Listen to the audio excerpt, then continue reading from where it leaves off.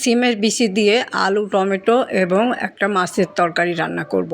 তো hello viewers, আসসালামু আলাইকুম। আমি নীলা আপনাদের সবাইকে ওয়েলকাম করছি নতুন আরেকটা রান্নার ভিডিওতে। আর আজকে রান্না করব সিমের বিচি দিয়ে আলু দিয়ে টমেটোর সাথে আছে মাছ এবং একটু মাখো মাখো ভুনা করব।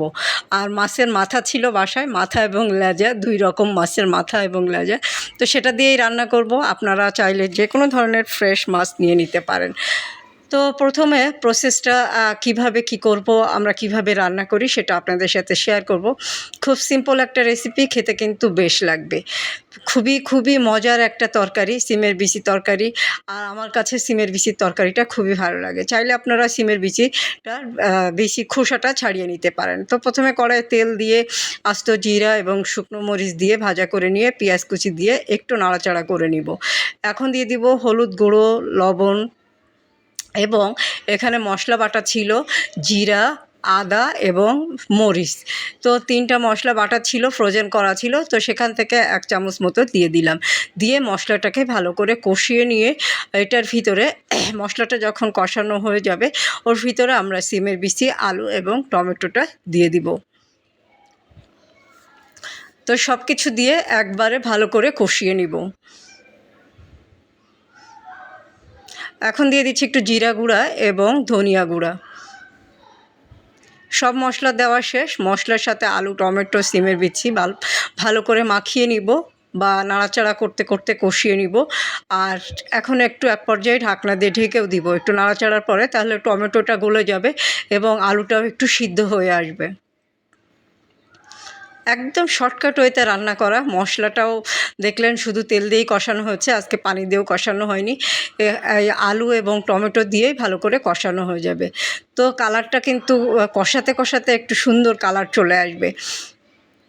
খুব সুন্দর করে কষানো হয়ে গেলে এখন পরিমাণ মতো ঝোলের পানি অ্যাড করব। ঝোলটা যেহেতু মাখো মাখো হবে যার কারণে পানিটা বেশি দেওয়া হলো না।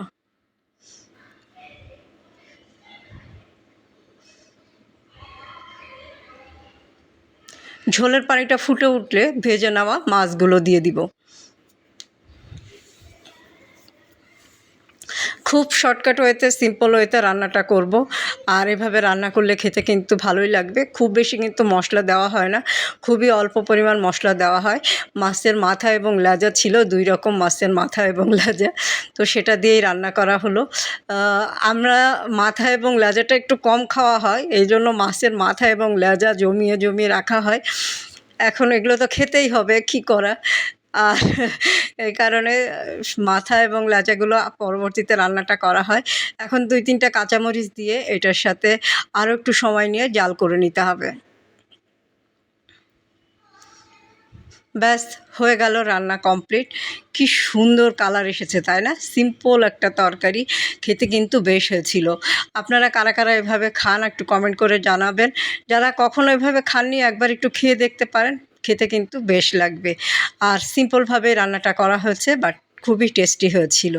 গরম গরম ভাতের সাথে খেতে কিন্তু খুবই মজা লাগবে। তো সিমের বিচির তরকারি আমার এমনিতেই খুবই পছন্দের তরকারি।